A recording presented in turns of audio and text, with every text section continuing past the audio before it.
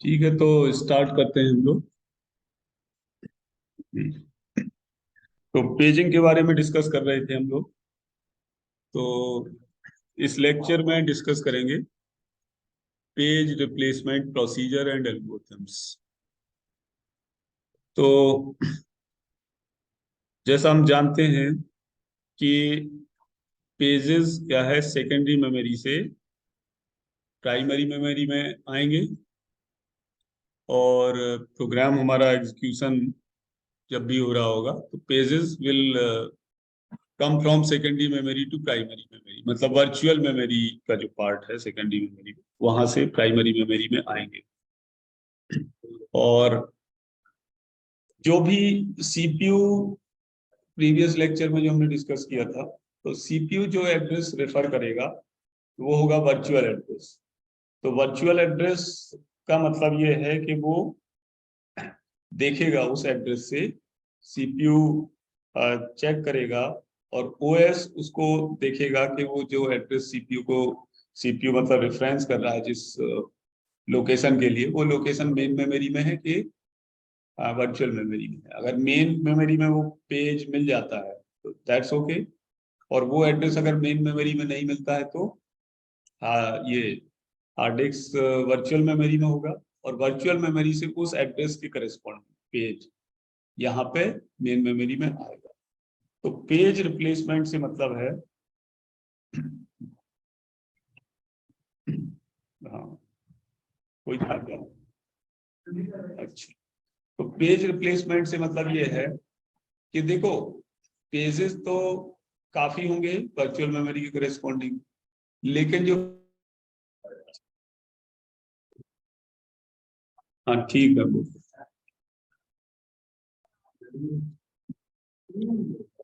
तो अच्छा शेयर भी नहीं।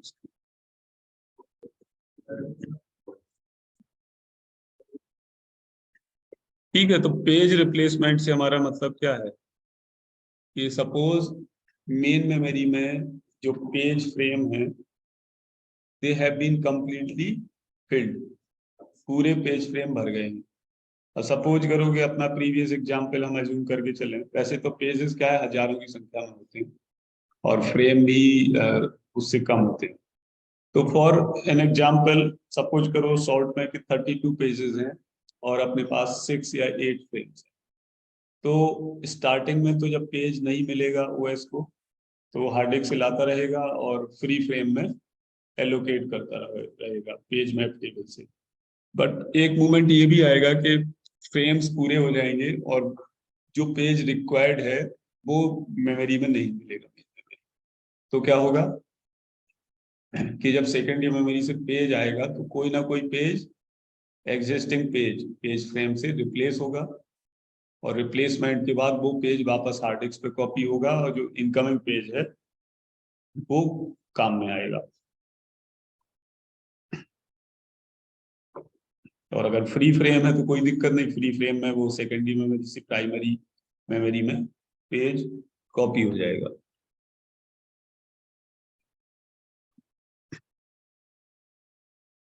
तो जो पेज रिप्लेस होगा वो किसी ना किसी क्राइटेरिया के अकॉर्डिंग रिप्लेस होगा, जो कि हम पेज रिप्लेसमेंट एल्गोरिथम में डिस्कस करेंगे। जैसे या तो वो इनएक्टिव है पेज, या पहले आया जो वो रिप्लेस होगा, या जो लीस्ट रिसेंटली मतलब जो काफी देर से काम में नहीं आ रहा वो रिप्लेस रिप्लेस होगा।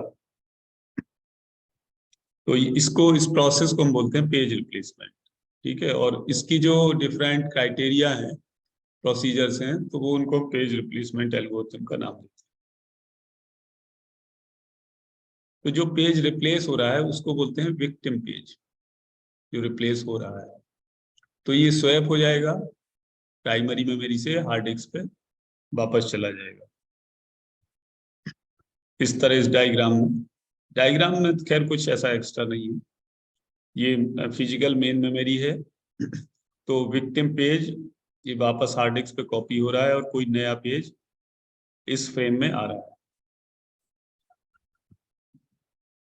तो पेज रिप्लेसमेंट क्या है कि इसमें एक मॉडिफाई बिट होती है।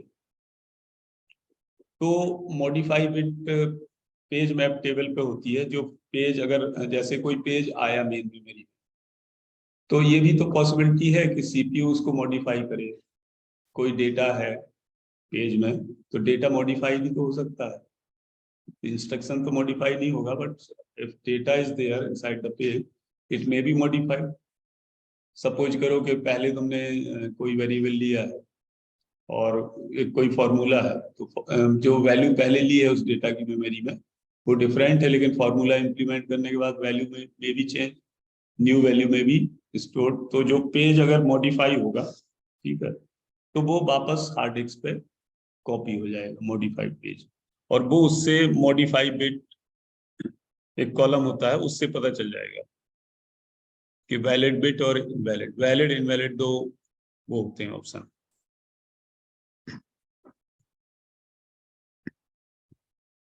तो जो पेज रिप्लेसमेंट का प्रोसीजर है, ठीक है, तो प्रोसीजर तो मालूम है हम लोगों को क्या होता है कि पहले तो डिजायर्ड पेज की लोकेशन डिस्क पर मालूम करेगा OS. CPU generates the virtual address, तो जो वर्चुअल एड्रेस है डिस्क के करेस्पॉन्डिंग उस एड्रेस पर जाके, और फिर उसके बाद फ्री फ्रेम फाइंड किया जाएगा पेज मैप टेबल से। तो अगर फ्री फ्रेम है पेज इसमें ऑक्यूपाई हो जाएगा, और अगर कोई फ्री फ्रेम नहीं है अवेलेबल, तो क्या होगा कि कोई एक पेज विक्टिम पेज रिप्लेस हो जाएगा। और उसके बाद जो ये क्या कहते हैं, सीपीयू उस पेज को रीड करेगा जो नया पेज आया है, और अपडेट कर देगा पेज टेबल को, और प्रोसेस रीस्टार्ट हो जाएगा हमारा। रीस्टार्ट होने का मतलब जब तक पेज मेमोरी में नहीं आया था तो प्रोसेस या रनिंग प्रोग्राम रुका हुआ था, तो पेज वापस आ गया, पेज मैप टेबल मॉडिफाई हो गई, तो प्रोसेस स्टार्ट हो जाएगा।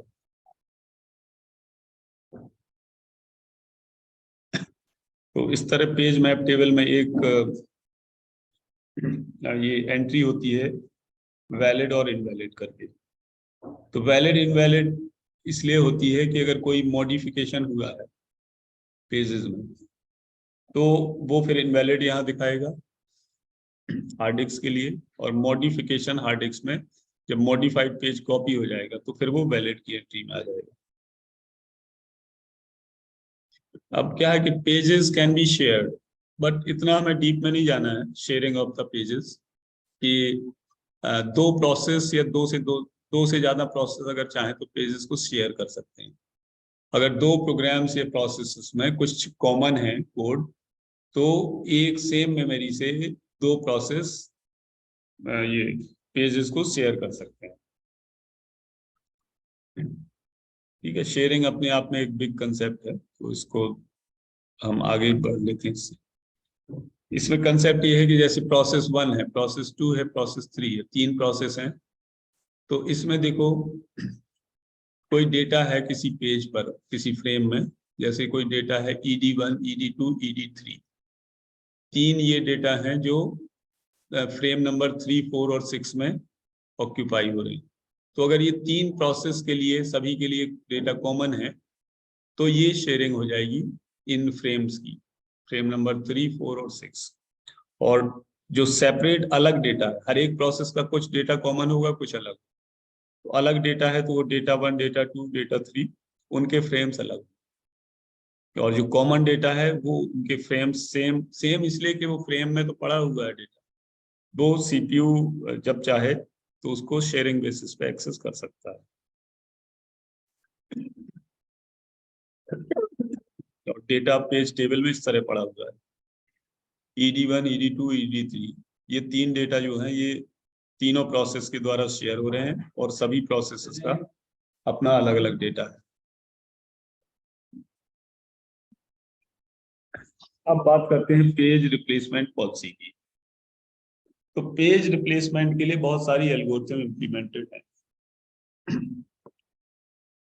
तो उस ओएस क्या है, वो एल्गोरिथम इम्प्लीमेंट करेगा जिसमें कम नंबर ऑफ पेज फॉल्ट होंगे।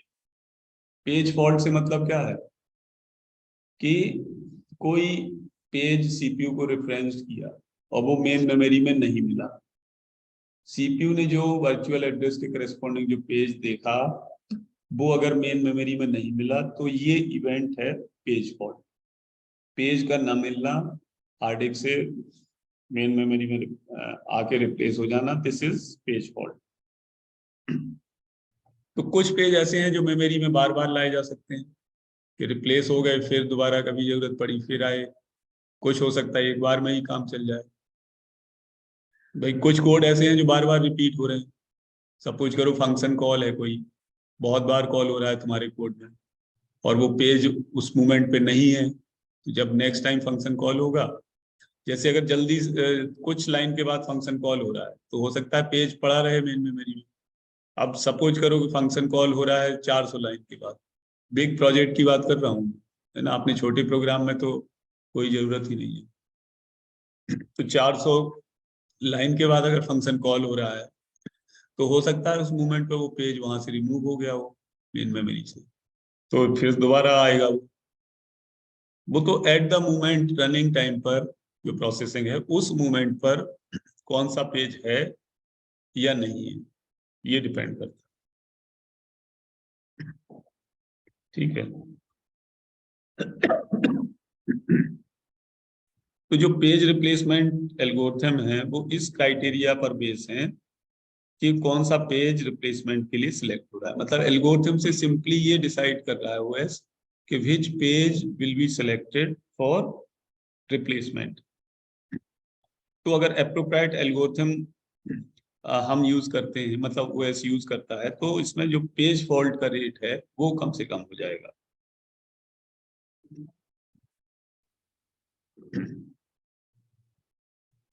तो रिप्लेसमेंट एल्गोरिथम हमारी मेनली 4-5 होती हैं।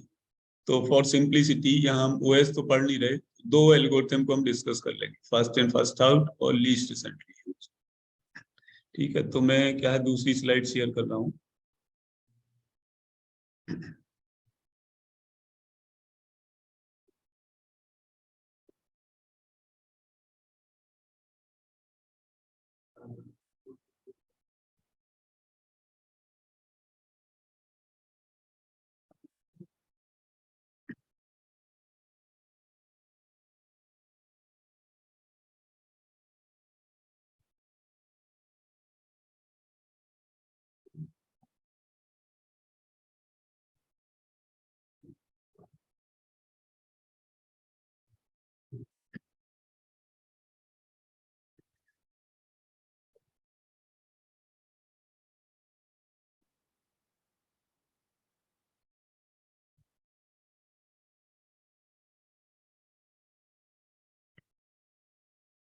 ठीक है, ये फीफो एंड एलआरयू दो एल्गोरिथम को हम डिस्कस करेंगे।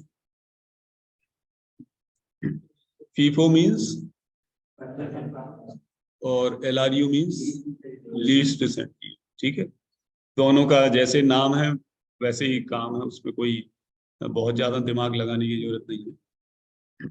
तो फीफो जैसा हम जानते हैं कि वो एक तरह से क्यू के थ्रू इम्प्लीमेंट होती है, फर्स्ट इन फर्स्ट आउट।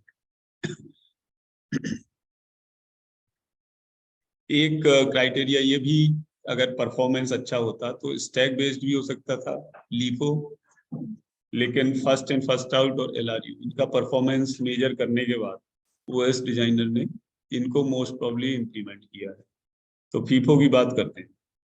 ठीक है, ये 4-5 हमारी हैं रिप्लेसमेंट। एक ऑप्टिमल रिप्लेसमेंट एल्गोरिथम होती है, तो फर्स्ट इन फर्स्ट आउट।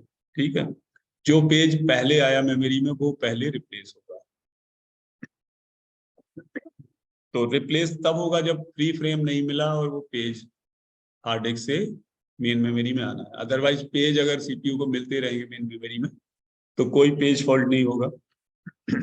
तो सपोज करो कि ये जो रेफरेंस स्ट्रिंग लिखी ना, हम ये मान के चलते हैं कि मेन मेमोरी में 3 फ्रेम, वैसे तो सैकड़ों फ्रेम्स होते हैं, but for simplicity we assume कि 3 frames are there main memory में, और पेज नंबर जो आ रहे हैं, रेफरेंस स्ट्रिंग जो सीपीयू की तरफ से आ रही है, वो है ये सीक्वेंस है 3 1 3 4 2 4 1 2 3 1 2 4 2 3 1 3।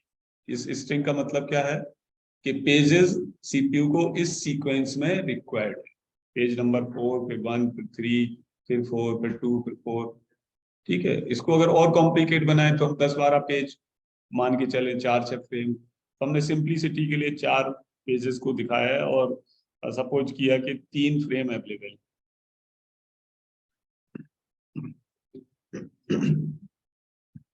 तो अब ये इस तरह आएगा, जो रेफरेंस स्ट्रिंग है हमारी वो है ये ऊपर लिखी हुई फीफो पेज रिप्लेसमेंट सीक्वेंस, और ये ब्लू कलर में मैंने लिखा है कि ये यही है मतलब रेफरेंस स्ट्रिंग जो चाहिए।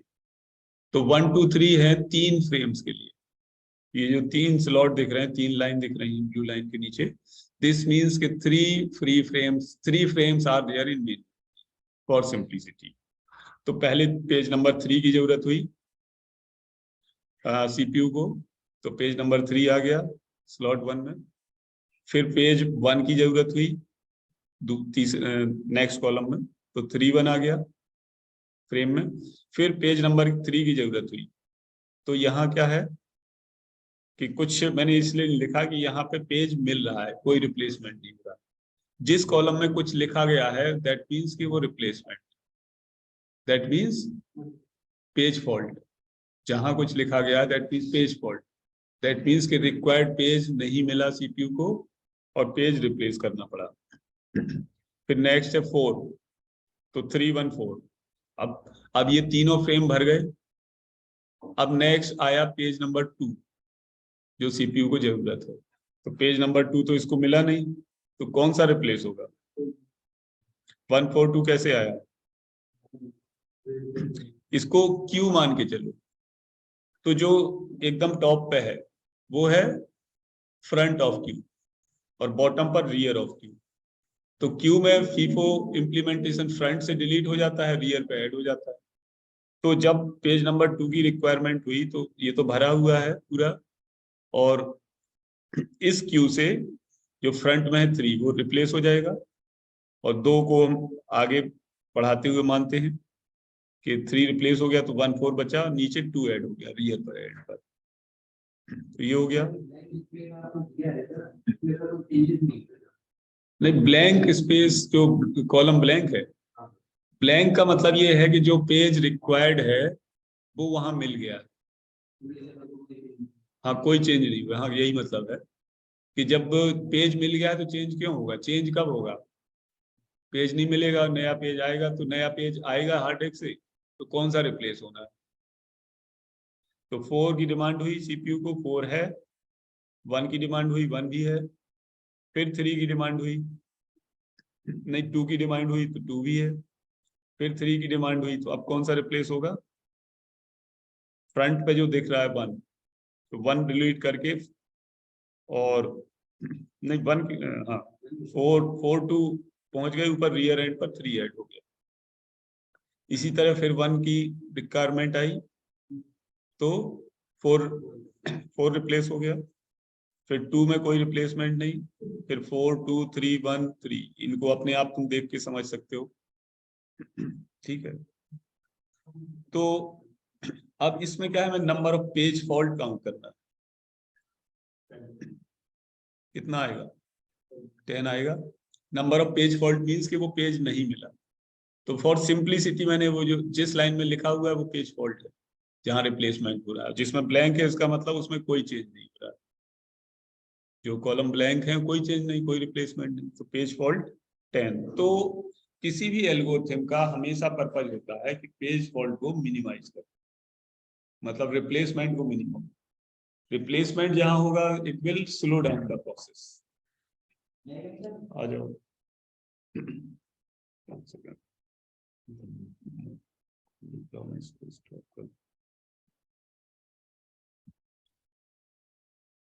तो इसी तरह ये पेज फॉल्ट इसमें 10 है। इसी तरह ये दूसरा एग्जांपल है, वो एक लाइन में आया नहीं तो नीचे नेक्स्ट लाइन में मैंने बताया। इसको एक नजर मतलब देख के समझ लो, उसी तरह का ये FIFO रिप्लेसमेंट सीक्वेंस।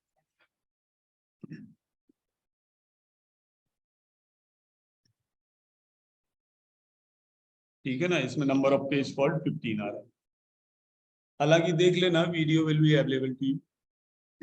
अब जो प्रीवियस एग्जांपल था उसको LRU से और हम कर लेते हैं। इसका ये ऐसे आएगा, थोड़ा इस टेबल में बना हुआ, वो एक ही है, उधर एक पन्ने में नहीं आया था तो मैंने वो स्क्रीनशॉट लेके इसको कनेक्ट कर दिया।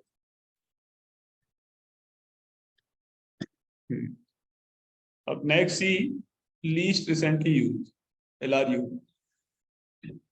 तो as it is clear from name कि लीस्ट रिसेंटली यूज, जो ज्यादा लंबे टाइम से काम में नहीं आ रहा, यूज में नहीं आ रहा, मतलब जो ज्यादा देर से CPU रेफरेंस नहीं कर रहा। ठीक है, बस इतना सा इसमें कंसेप्ट है।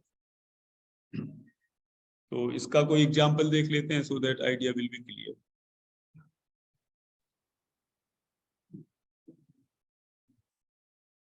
जैसे यही है सेम, अब इसको LRU से किया हमने। तो FIFO में तो क्या था कि बस इसमें अंतर, और FIFO में तुम्हें वहां दिखेगा जैसे कोई पेज रेफरेंस हो गया बीच में, तो FIFO में क्या था, वो रेफरेंस कितने बार भी हो जाए, लेकिन अगर वो पहले आया तो पहले ही जाएगा। इसमें अगर रेफरेंस हो गया मतलब वो यूज में आ गया, तो यूज में आ गया तो अब वो मतलब लीस्ट रिसेंटली यूज में नहीं आया, मतलब कि कहने का कि वो जल्दी यूज में आ गया काफी देर से, तो उस क्राइटेरिया को फुल नहीं कर रहा है।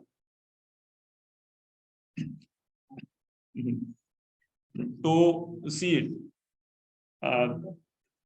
स्ट्रिंग वही है हमारी, तो पेज नंबर 3 की जरूरत हुई, 3 आ गया, 1 की रिक्वायरमेंट 3 1 आ गया, 3 तो यहाँ कोई चेंज नहीं। अब 4 आया तो 3 1 4 कंप्लीट हो गया ये। अब 4 के बाद 2 की रिक्वायरमेंट हुई, तो रिप्लेस कौन सा होगा, 1। अगर ये FIFO होता तो कौन सा रिप्लेस होता, 3 रिप्लेस होता, क्योंकि 3 पहले आ गया था। लेकिन 3 इसलिए नहीं रिप्लेस हुआ क्योंकि ये इधर यूज में आ गया है, रेफरेंस कर लिया CPU दोबारा से। ठीक, तो फिर 4 आया, बात नहीं, 4 आया कोई चेंज नहीं, मिल गया क्योंकि 4 1 आया तो कौन सा रिप्लेस होगा, 3,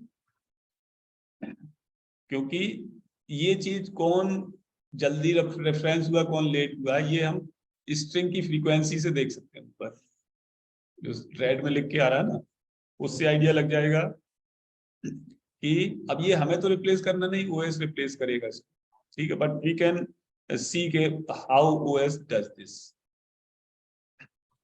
तो 4 के बाद जब 1 आया तो ये 3 रिप्लेस हो गया, फिर 2 मिल गया, यहाँ 3 आया तो 4 रिप्लेस हो गया, तो इस तरह ये कंप्लीट हो गया हमारा।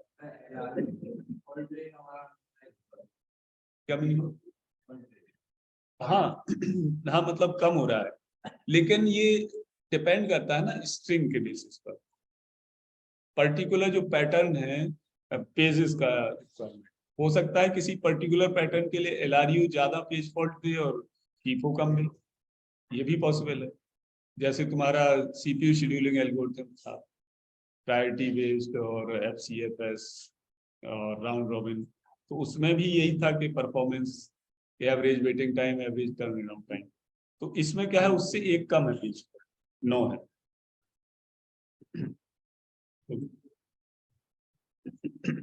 तो अब इस रेफरेंस स्ट्रिंग के लिए तुम कैलकुलेट कर सकते हो पेज फॉल्ट। दूसरा जो एग्जांपल है इसको चेक कर सकते हो अपने आप खुद से।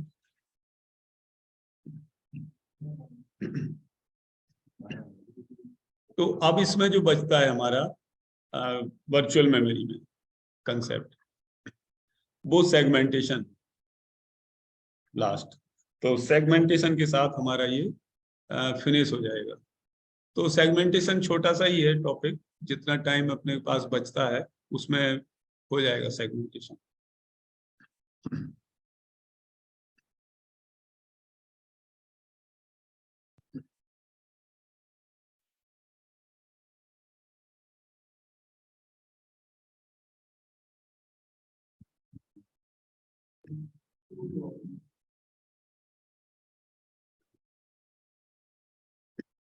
तो देखो, पेजेस हैं जो हमारे, वो क्या है, फिजिकल डिवीजन है प्रोग्राम का।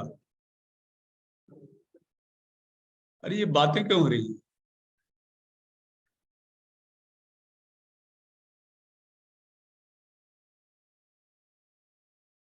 और सेगमेंट्स हैं, दे आर द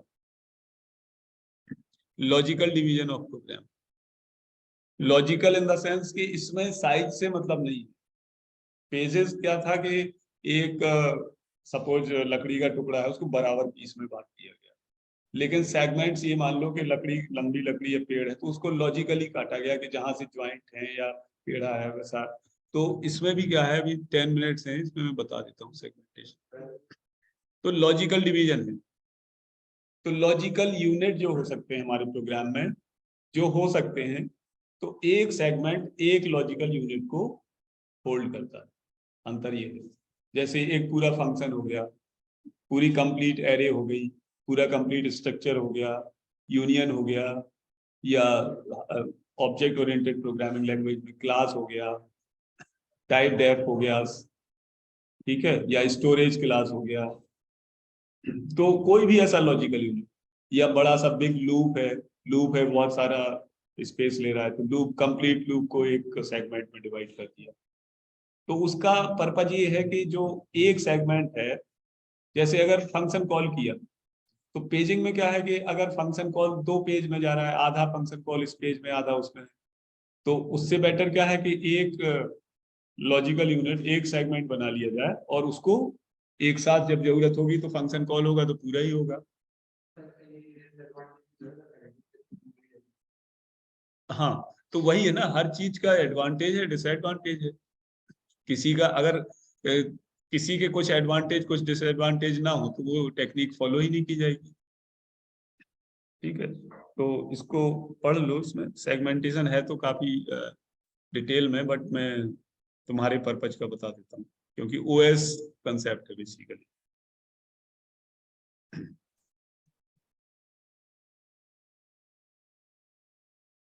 तो इसमें क्या है, यूजर्स व्यू ऑफ मेमोरी, क्योंकि लॉजिकल यूनिट यूजर्स का कंसेप्ट है। सीपीयू के लिए तो क्या है, वो सब कुछ कोड में है, कोड है, मेमोरी और कोड। बट यूजर का अपना कंसेप्ट है कि हाँ ये हमारा लॉजिकल यूनिट है, ये एरे है, ये यूनियन है, ये तो है। तो यूजर्स या प्रोग्रामर का व्यू है ये हमारा। तो अब ये जो लॉजिकल डिवीजन है, तो लॉजिकल स्ट्रक्चर ऑफ प्रोग्राम पे भी डिपेंड करेगा।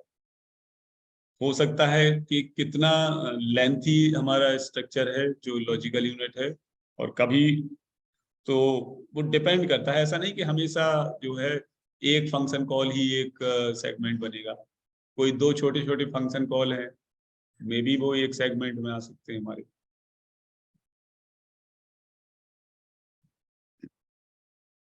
तो ऑब्वियसली कि हर एक सेगमेंट्स की साइज क्या होगी, वेरिएबल होगी, डिफरेंट होगी। तो जो हमारे सेगमेंट्स हैं वो मैंने बताया ही है, सब routine, procedure, function, method, array. तो लेंथ ऑफ ए सेगमेंट क्या है,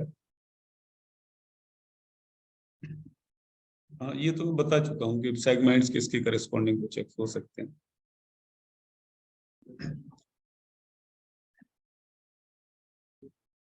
जैसे अगर डेटा स्ट्रक्चर है उसमें, तो हमारा segments corresponds to the link list, stack program, या डेटाबेस, वेब पेजेस। बाकी सब कंसेप्ट वही है। वर्चुअल एड्रेस स्पेस क्या है, कलेक्शन ऑफ सेगमेंट होगा, उसमें कलेक्शन ऑफ पेजेस था। अगर पास्कल कंपाइलर की बात करें तो उसमें जो सेगमेंट्स बनते हैं वो नीचे लिखे हुए हैं। Global variables, procedure call, stack. जब भी कोई फंक्शन कॉल होगा तो उसमें एक स्टैक क्रिएट होता है।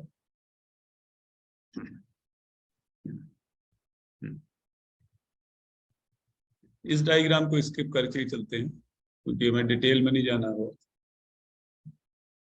सेगमेंटेशन वर्सेस पेजिंग, क्या अंतर है दोनों में? सेगमेंटेशन स्कीम ज्यादा एफिशिएंट है क्योंकि ओएस को केवल लॉजिकल यूनिट देखनी है,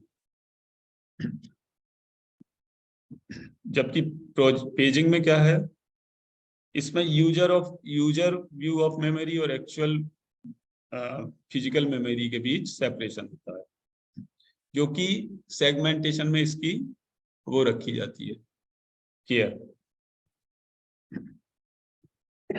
अब इसमें जो ट्रांसलेशन होता है वो भी पेजिंग की तरह ही है, बस अंतर ये है कि जो डिस्प्लेसमेंट था पेजिंग में वो फिक्स साइज का था क्योंकि पेज साइज फिक्स थी। इसमें वो वेरी करेगा डिस्प्लेसमेंट, इसमें डिपेंड करेगा कि बेस एड्रेस सेगमेंट का क्या है और उस सेगमेंट की लेंथ क्या है। तो ये दो रजिस्टर्स के थ्रू इंप्लीमेंट होता है, limit register and relocation register. Base register जिसमें एक रजिस्टर होल्ड करता है बेस एड्रेस और दूसरा उसकी लेंथ सेगमेंट। तो अगर कोई एड्रेस सीपीयू रेफर करता है तो बेस एड्रेस से लेके अपर लिमिट के बीच ही रेफर करेगा सीपीयू, उसके बियॉन्ड जाता है तो इनवैलिड। इसका जो लॉजिकल एड्रेस होगा वो सेगमेंट नंबर और ऑफसेट, जैसे पेज नंबर और ऑफसेट था तो सेगमेंट नंबर पेज नंबर उसी तरह चलेंगे। ऑफसेट यानी जो डिस्प्लेसमेंट है वो इसमें वेरी करेगा।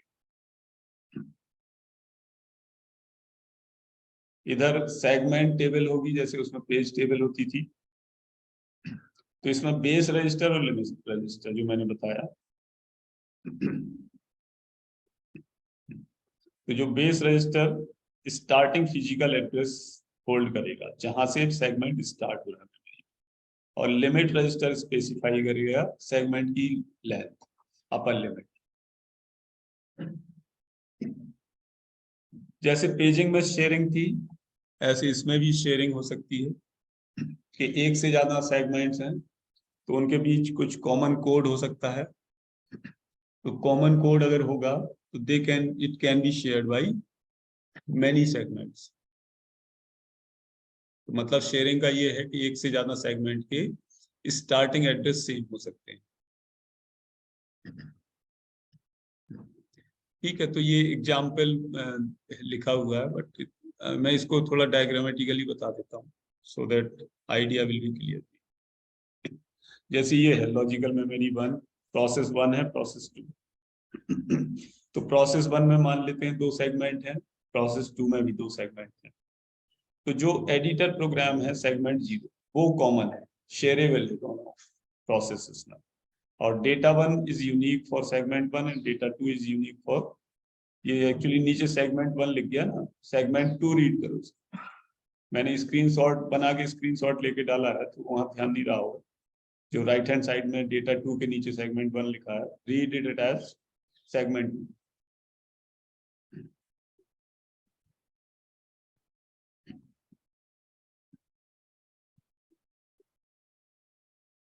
ठीक है, तो इसमें वही लैंग्वेज लिखी हुई है, ज्यादा इसको समझाने की जरूरत नहीं है। एडिटर प्रोग्राम कॉमन है और दोनों प्रोसेस के अपने रिस्पेक्टिव अलग अलग कोड हैं, data one and data two. Segment table, इसमें सेगमेंट टेबल में क्या है, बेस रजिस्टर की वैल्यू कॉमन होगी। ठीक है,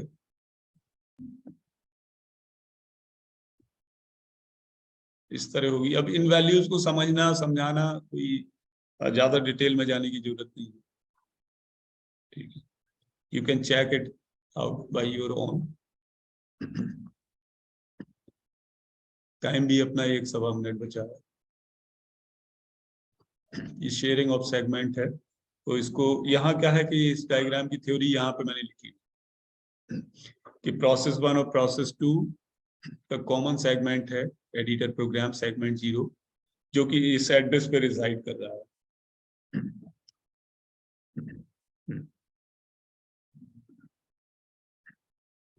तो अब अगर किसी प्रोसेस के 2 सेगमेंट हैं, तो जो हर एक सेगमेंट की लेंथ है बेस एड्रेस से लगा हुआ, तो पहला सेगमेंट होगा सेगमेंट 0, और सेगमेंट 1 की जो डिस्टेंस होगी वो base address plus length of segment 0, तो वो नेक्स्ट सेगमेंट की लेंथ आ जाएगी।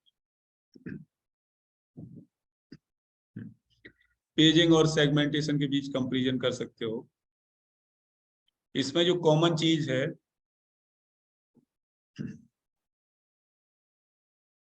कॉमन चीज यही है कि चाहे वो सेगमेंट हो या पेजिंग, वो सेकेंडरी मेमोरी से प्राइमरी मेमोरी में एग्जीक्यूशन के टाइम आना ही आना। अब जो डिफरेंट क्राइटेरिया हैं पेजिंग सेगमेंटेशन के, वो ये कि जैसे पहला प्रोग्राम डिवीजन, तो पेजिंग में जानते हो ये फिक्स्ड है,